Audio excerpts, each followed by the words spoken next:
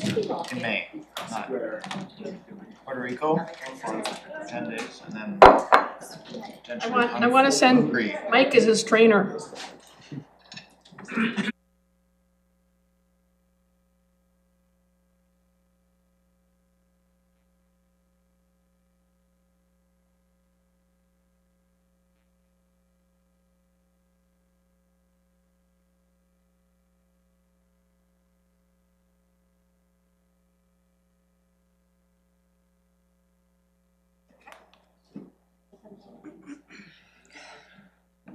We're live? Okay.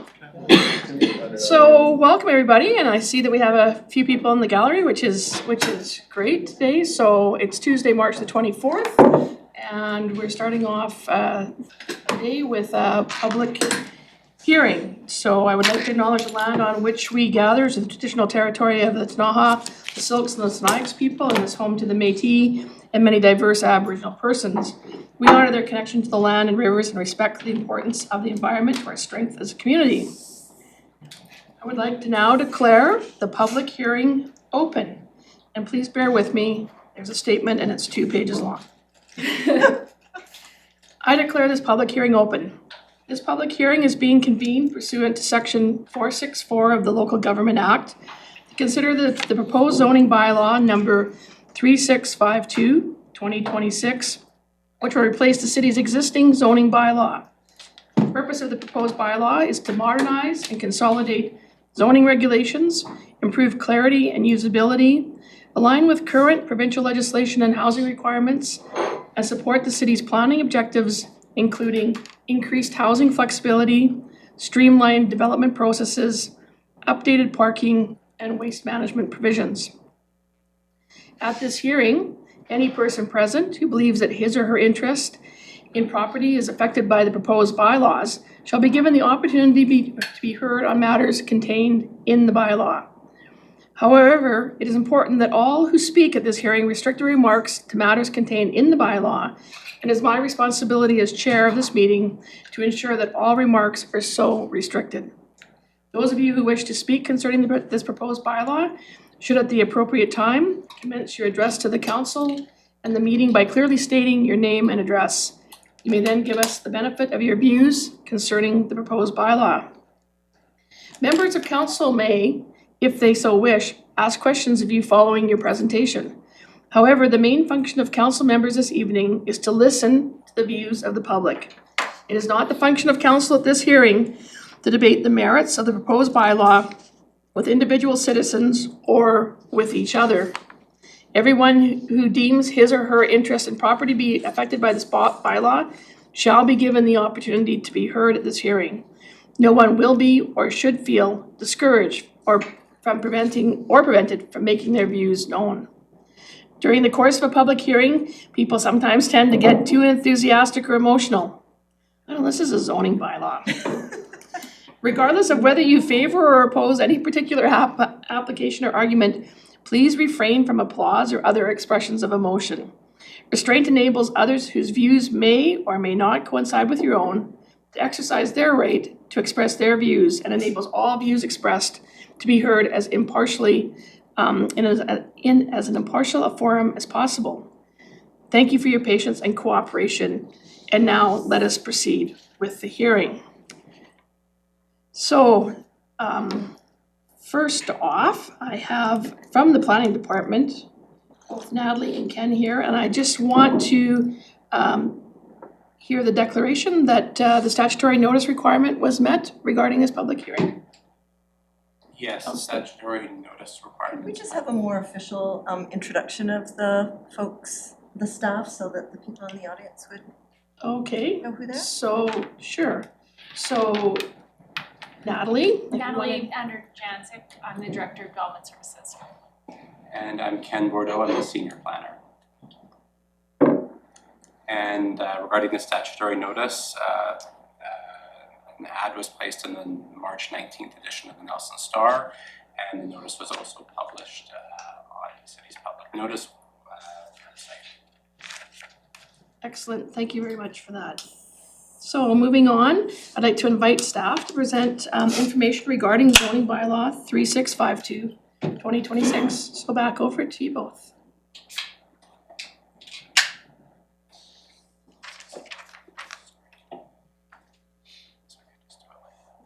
We don't have this.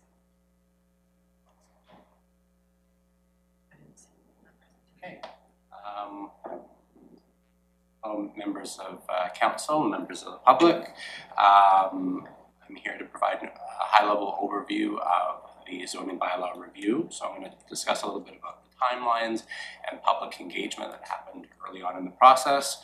I'll talk about some consolidation and structural updates that we made to the bylaw, and then I'll talk a bit about some of the residential zoning, commercial zoning, the landscape section of the bylaw, as well as the waste and recycling facilities regulations, and some other significant changes. So to give everyone a bit of a timeline of how we came to today, the zoning bylaw review started back in the summer with staff research, a review of the existing regulations, and a public engagement plan.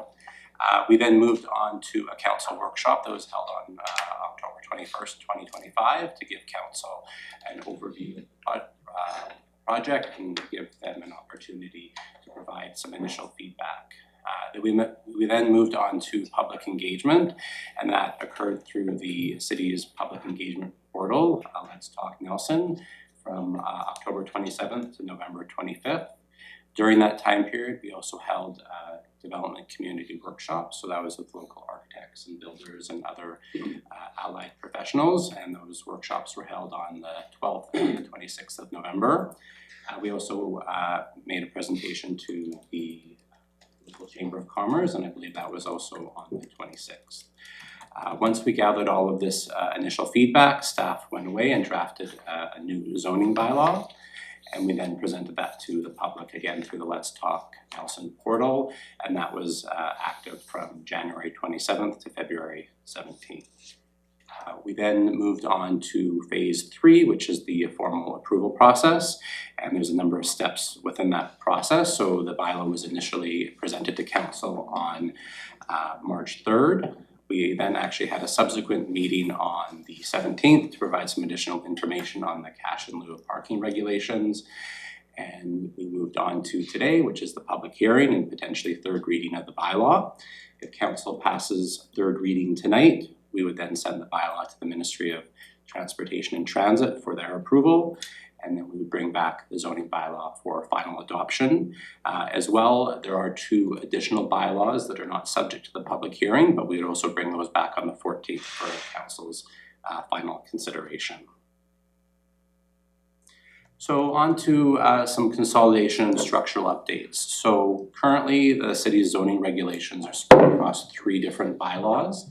The current zoning bylaw, which dates from 2013, our off-street parking and landscape bylaw, which also dates from 2013, and we also still have a mobile home park bylaw in the books from 1977. So we're looking to consolidate those 3 bylaws into a new zoning bylaw that we'll call the 2026 bylaw. As well, when it comes to our residential permitted uses, we are looking to consolidate some of the uses to make it a little bit easier. Currently, we're in the habit of trying to list every possible combination of residential uses that could be 4 units, and we're looking to consolidate those into one new term called small scale residential, which would include all residential development and up to 4 units, and then we would have multi-unit residential for 5 units and above. As well, there are some zone name changes as well, and those are in attachment 3 of the March 3rd council report. And with these structural updates, we're also looking to remove some outdated terminology like low, medium, high density, and we're looking to correct some inconsistencies that we had between the zoning bylaw and the parking and landscape bylaw. So perhaps the most significant changes in the bylaw relate to the R1 zoning. So in the middle column, we have the current bylaw regulations, and then we have on the right-hand side the proposed bylaw regulations. So when it comes to maximum height, we are looking to keep the maximum height the same at 10 meters, but we are looking to change how we measure height, and there'll be more on the next slide regarding that. When it comes to maximum lot coverage for the R1 zone, we are making to look we're looking at making some changes. So currently we have a sliding scale between 35 and 45% for maximum lot coverage. And we're looking to change that to a sliding scale based on the number of units. So if you were looking to build 1 unit on your lot, you'd be allowed 35% lot coverage, and then that would scale up to 45% if you're 4 units, with a 5% bonus if you're on a small lot. Permeable surface requirements, so that's any area that is able to absorb rainwater. That regulation is we're looking at keeping that the same at 30%. Minimum rear and side setbacks, we are looking to reduce those. So for front yard setback from 4.5 meters down to 3 meters, rear setback from 4.5 meters down to 3 meters, and on the side, we're looking to reduce the setbacks down to 1.2 meters or 1 meter if you're on a narrow lot. And as I had mentioned, we are looking to change the definition of height. So under the current bylaw, height is measured as the average of the 4 corners of the building, measured to the highest point of the building, so highest peak in this diagram. And in the proposed bylaw, we're looking to, again, use the average of the 4 corners of the building, but measured to the midpoint of the slope of the roof. And as I mentioned in the previous slide, we're looking to keep the height the same at 10 meters. So when it comes to residential parking in the current bylaw, there is a regulation that allows for a 50% reduction in the parking requirement for mixed-use development downtown. And we're looking to extend that to non-market affordable housing and purpose-built rental housing. So under the current bylaw, for residential development, you're required to have 1.1 stalls per unit. So 1 stall for the unit plus 0.1 stalls for visitors. And with this change, we'd be looking to reduce that to 0.6. So half a stall per unit plus 0.1 stall for visitors. And as well, we've added 2 new definitions to the bylaw so that we can properly define non-market affordable housing and purpose-built rental housing. On to the more significant commercial zoning changes. Under the current bylaw, there's no limit on the size of retail stores. And because the City of Nelson has historically pre-zoned land and not required people to go through rezonings, as well as delegating development permits to staff, that means that under the current bylaw, a large format retail store could receive approval without public engagement or a council decision. The proposed bylaw is looking to change that, so to increase the amount of public engagement and council discussion that would happen if a major retail store wanted to locate in Nelson. So we're doing that by consolidating all of the retail uses into 2 terms, retail major and retail minor. And as I've mentioned, retail major would require rezoning and public engagement. And the sort of threshold between retail major and retail minor would be, it was originally 4,000 square meters, and we've now reduced that to 3,500 square meters. And we've also, for public and for council's benefit, we've listed the size of the 5 largest retail stores in Nelson, which range between just under 2,000 square meters up to just over 6,000 square meters. So continuing on with the commercial zoning changes, so under the current bylaw, there's no limit on the number of vape stores and no limit on the number of payday loan stores. The proposed bylaw looks to prohibit both of those uses, so vape and tobacco stores would be called tobacco shops, and payday loan stores would be called check cashing and payday loan stores. With drive-through businesses, currently the bylaw only prohibits drive-through restaurants, and we're looking to extend that to any sort of drive-through business. So if someone wanted to open a drive-through bank or garden center or whatever it might be, that would require a rezoning process and public engagement. So on to the landscaping section. So for most development, a landscape plan and landscape security deposit is required. Within the current bylaw, there is a minimum landscape area that's required, and that's based on the type of zoning, whether it's commercial or multi-unit residential. And in the current bylaw, there is some direction to the landscape architect and to the developer on what that landscape plan needs to look like. However, it's not specific, so we're looking to add some specificity to that. With that, there continue to be a minimum landscape area, and we're now also adding minimum number of plants and shrubs. And we've also added a list of prohibited plants and invasive species. And we are also looking to add an incentive for developers to retain existing trees on the property. So if the developer is looking to retain a tree that was 15 centimeters caliber or larger, that would count double towards their tree count. And if they're looking to save a tree that's 20 centimeter caliber or larger, they would get a credit of 3. So just to give you an example, if a developer was required to plant 10 new trees and they saved one 15 centimeter caliber tree, they would get a credit of 2. So in addition to saving that tree, they'd have to then plant 8 trees. As well, we are looking to increase the landscape security deposit that developers are required to pay to the city. Currently, the landscape security is at 100%, and we are looking to increase that to 125%. And the purpose behind the landscape security deposit is for situations where a developer perhaps doesn't finish the landscaping, or they go bankrupt, or some other situation where the landscaping isn't complete. The city can then take that money and use it to complete the landscaping. So on to waste and recycling. So under the current bylaw, there's no requirement for residential development of less than 10 units to set aside space for waste and recycling and compost facilities. So the proposed bylaw is looking to add more detailed regulations for all types of residential development.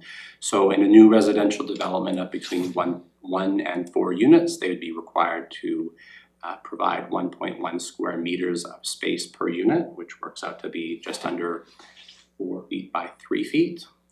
For 5 to 19 units, they'd be required to provide 9 square meters of space.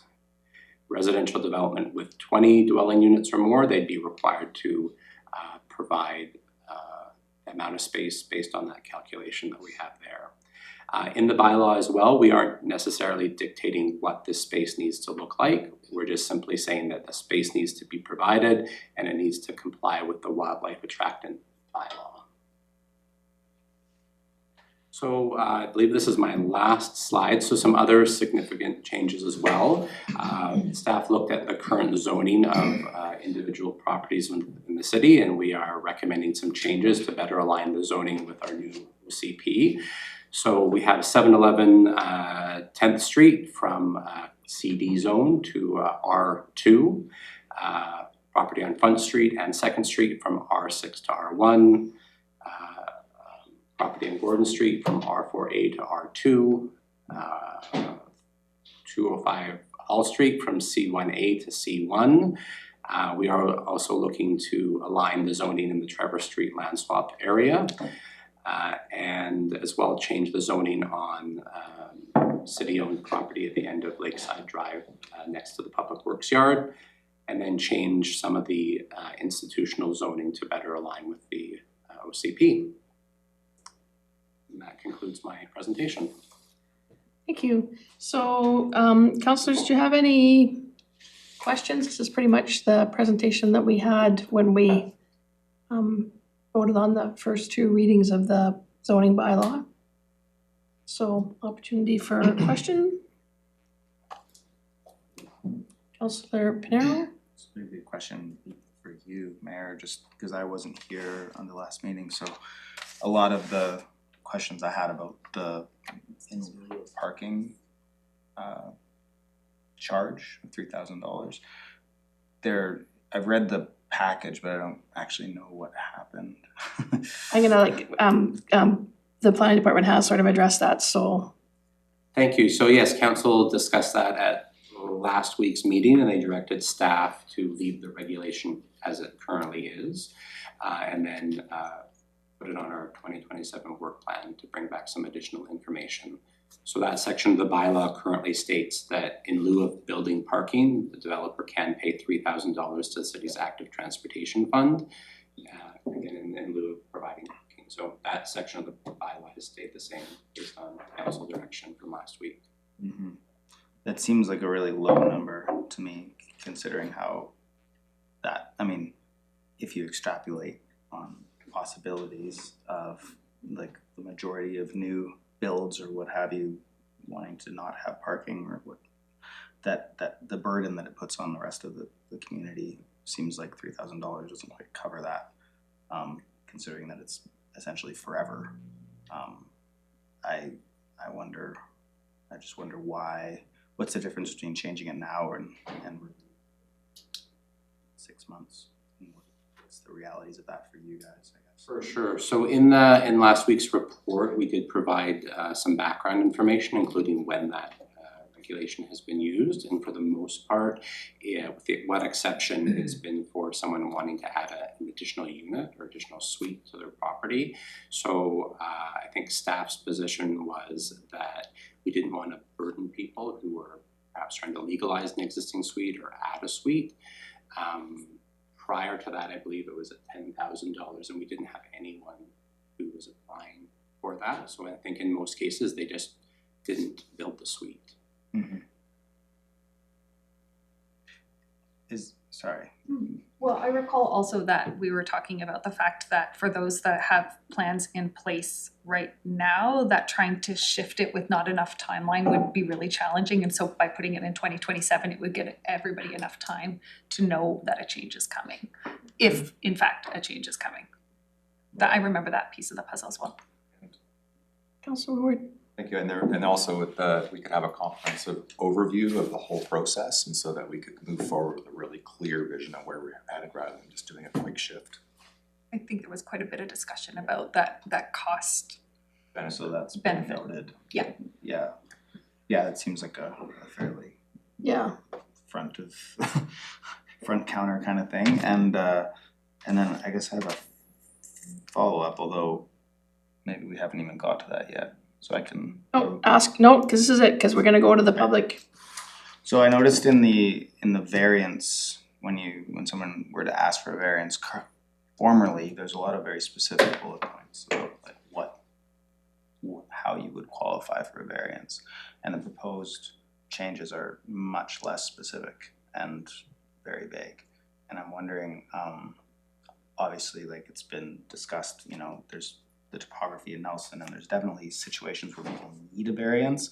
My concern is that every variance, our plan and our infrastructure is based on people not having a variance. So it's based on, everybody kind of conforming to what the plan is. And if that gets too vague and becomes too much like I want a variance instead of I need a variance, what are the mechanisms that staff would use to ensure that that's the case, given that we've taken out all of the specific reasons why you can't have a variance, essentially, from what I can see on that list.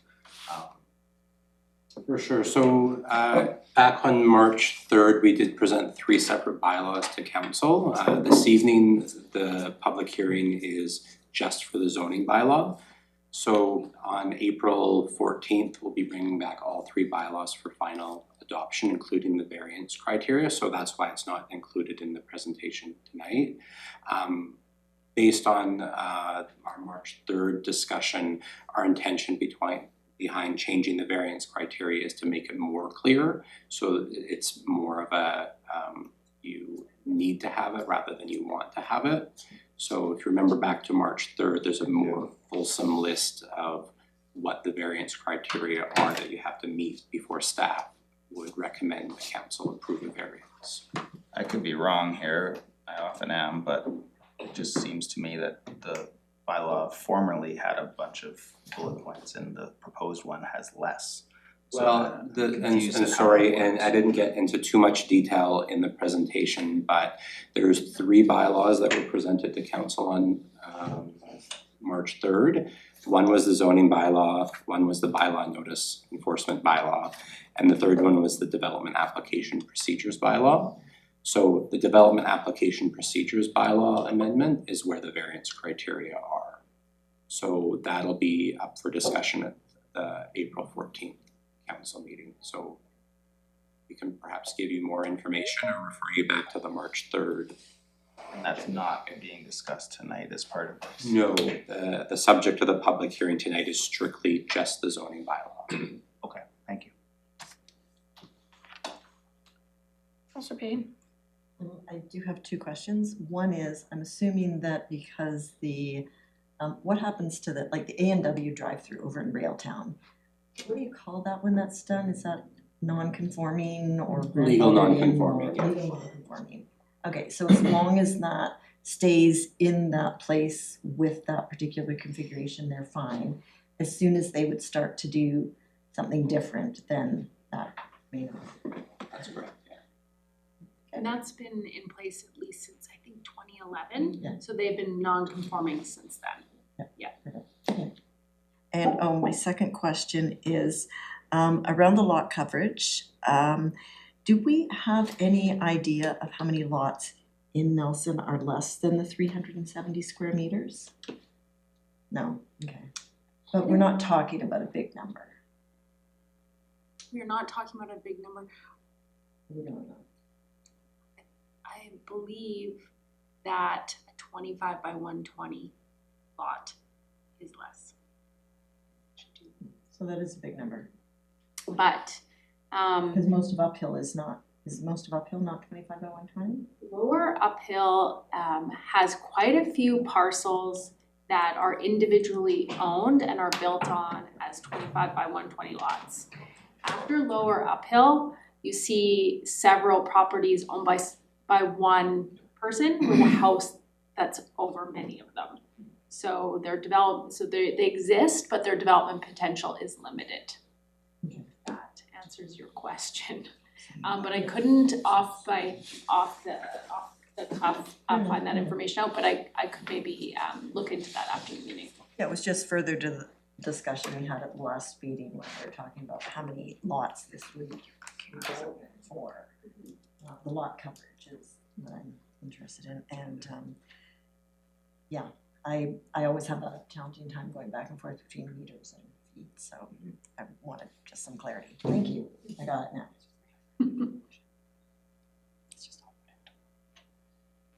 Councillors, any further questions? Councillor Panero, got another one? We're just looking at the attached previous agenda items. Right. To just clarify which things we're talking about today versus another day. So it's attached today, but we're not talking about it apparently. It's part of the March 3rd agenda. But it's not It's attached attached. today. It is attached today, because if you click on it, it turns out. It's Hence the page, confusion. it's page like 4 of the 179, somewhere in there. Page 4 of the 179. Yeah. Yeah, I apologize for the confusion. The Sorry. only bylaw that requires a public hearing is the zoning bylaw, the official community plan. But it is kind of a package of bylaw amendments, so I understand. It's fairly common for us to attach a previous batch, the previous report that has come to council.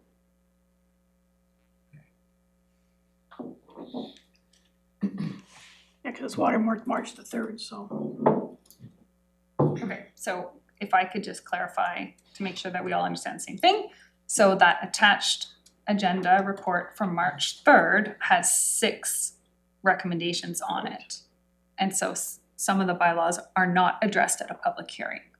Only that Zoning bylaw. is Zoning addressed at a bylaw, public. so it was recommendation 1, Gotcha. and that was for first and second reading, And then number 2. and that carried. And then it was number 2 was the recommendation that we go to public hearing of those 6. And so this is where we are on this. And then we will have, once we close the public meeting, we will do we'll do a reading for the 3rd time. And the reason why this particular public hearing, we're not doing 3rd and final at the same time, is because of the nature of this bylaw must be reviewed by the provincial government, specifically the Ministry of Transportation and Transit, to I get that right? Transportation, they change the names all the time, so I forget. MOTT, and then it will come back for the final reading, because normally we would do 3 and final at the same time, but this is a different kind of bylaw. Thank you. Any further questions? Oh, look at that, they're jumping up in there. No more questions. More questions? Okay, so moving on to the next item. This is the fun part, is the mayor calls for speakers from the public. Oh, can one of you grab me the sign-up list from outside, or Jesse, do you mind? So I have the names of people that signed up to speak, please. So the mayor calls for speakers from the public, and so does anyone wish to speak?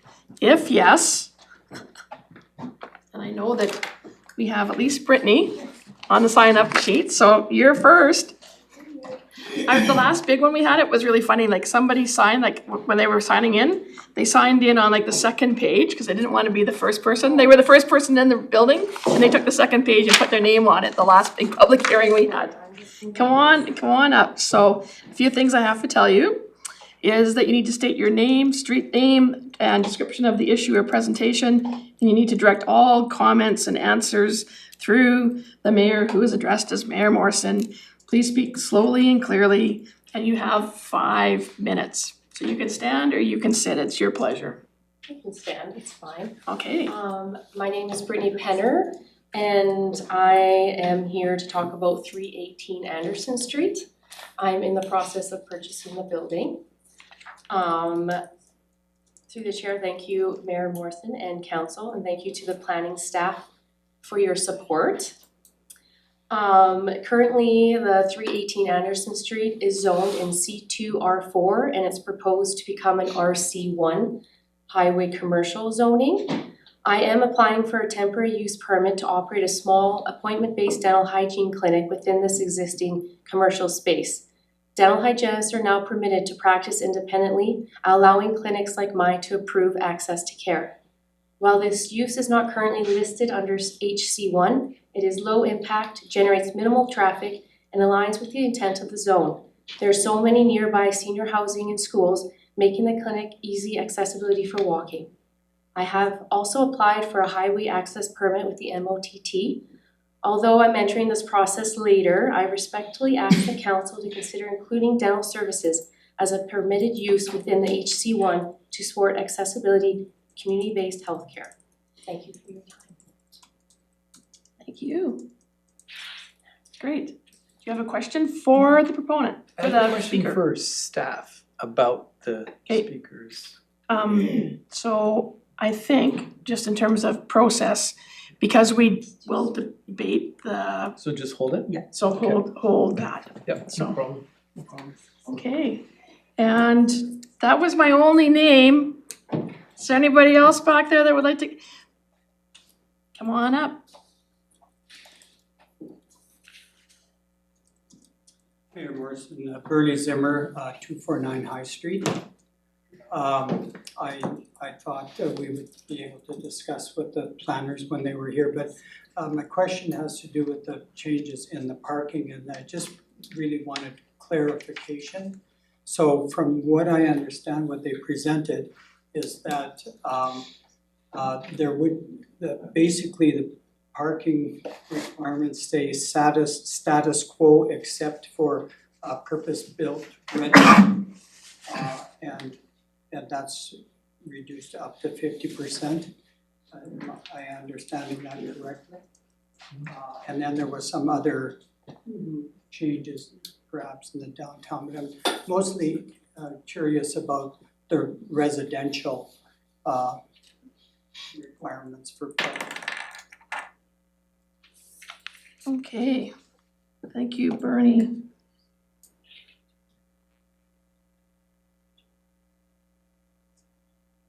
Can you be more, like, I'm here to listen to you, not give you an answer back, so could you be a bit more, elaborate a bit more? You've got a bit more time, can you just explain your particular concern? When I saw in fact, I didn't know that this public hearing was happening until it was in the paper last week, so I didn't have any opportunity to state my concerns up prior to now. But I'm just concerned that, you know, when we reduce parking requirements, it really exacerbates the street access, and especially for snow plowing and street sweeping and stuff like that. So I mean, I know that there's a lot of anomalies in the city. We can't do much about those existing things, but I feel that it's really important that we don't create any more. You know, hypothetically speaking, and you know, I would like to consider myself as, you know, somewhere on the environmental scale. And you know, ideally, you know, we want to reduce cars, and you know, hence you know, get into more public transportation at better access. But the current reality is we're a long ways away from that happening. So, you know, just to reduce parking because you know, we might have fewer cars in the future. It doesn't appear to me like it's going that way. Okay, thank you for that, Bernie. Thanks. Anyone else? John, go on up. John Alton, I live at 1817 Fall Street. Hi, Mayor Morrison and Council. I want to retain the nature of our neighborhoods, like Upper Uphill neighborhood with you know, green space, and so concerned about you know, more building coverage on lots. I'm not sure if this proposal is saying that they're gonna increase coverage or I'm not sure because I didn't study it that much, but I think there's already a lot of lot coverage. And yeah, I didn't like that the province brought in these rules imposed on us. Yeah, so that's it. I want to retain the nature and the green space. And I think the heights are pretty high right now. Some of the new buildings that I see going in and uphill are like really high. So I would not vote to come up any higher.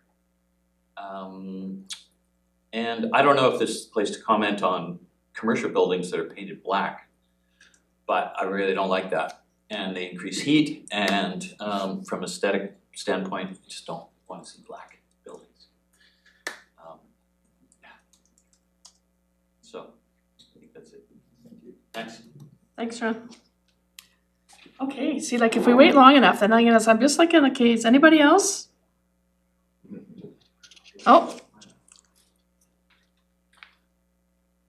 Hello, my name is Reardon Bellman. I'm one of the owners of Rosemont Mobile Home Park in Nelson. It's 900 West Gore, 1000 West Innes. I've been one of the owners since approximately 2008. I know we're getting lumped in, which is fine. I'm hoping things are going to be easier when we try to have a lot replaced or added onto. My experience so far is that's not been the case. Approximately 5 or 6 units have been pulled out over the park's lifetime. And at this point, none of them have been replaced. I understand that might change. We did do some developing that might appease the city, but might only be for 1 or 2 lots. So as one of the few private investors in Nelson that is affordable housing, again, hopefully all this lumping of the bylaw makes things a little bit easier. You may notice that there's only probably, as far as I know, 2 in the city. So I'm not exactly sure why. I believe the bylaw is saying that parks can't be under 5 acres. That's one of the proposals. I don't even know, is there even a 5-acre parcel of land in Nelson anywhere? Maybe a park or something, but I don't know why that's being thrown in there. I can't see why somebody on the edge of town, if they have 2 acres, why they couldn't be allowed to put in a park. That's just my kind of 2 bits on that. I know one of the things says 20 meters is what they're looking at for like lot sizes. for mobile home parks, and I don't quite understand that. If I'm reading it wrong, that's fine, but that's 60 feet. If you ever go out to the mobile home park, you're gonna see a house, or the mobile homes are pretty close together, and that's why we've had problems bringing something in.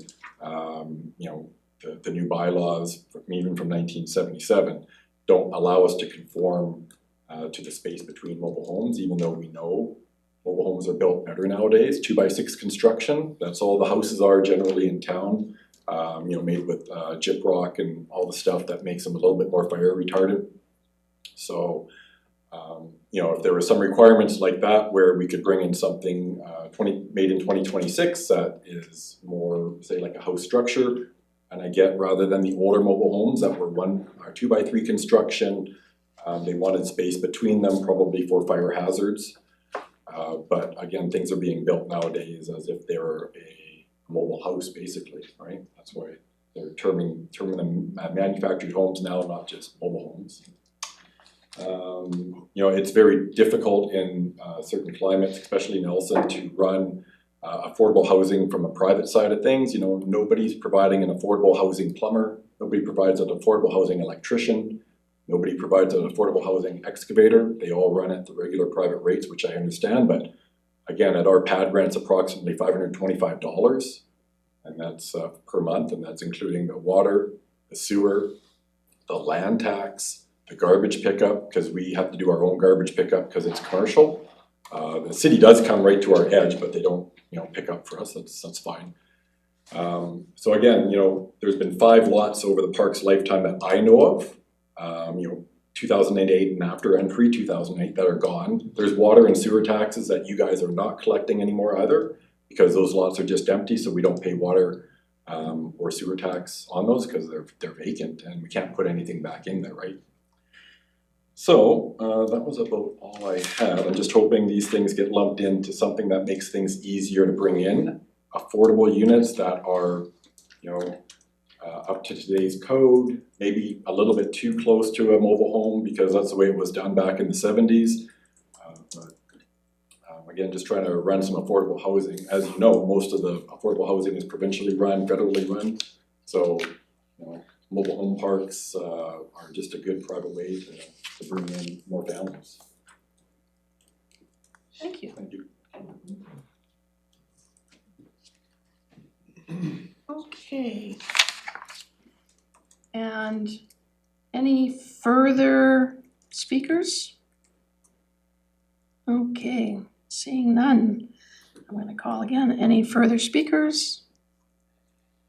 And one last time, any further speakers? Okay, seeing none, I now declare the public hearing closed.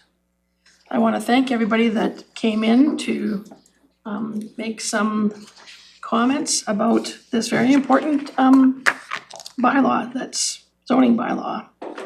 So we're just gonna have like a 2-second break to stretch our legs, and then just so everybody knows, you can either stay and listen because we're going to go directly now into a special council meeting to vote on the bylaw. So you can stay or you can capture it at home on television, but just everybody have a chance just to stand up for a second. You're ready.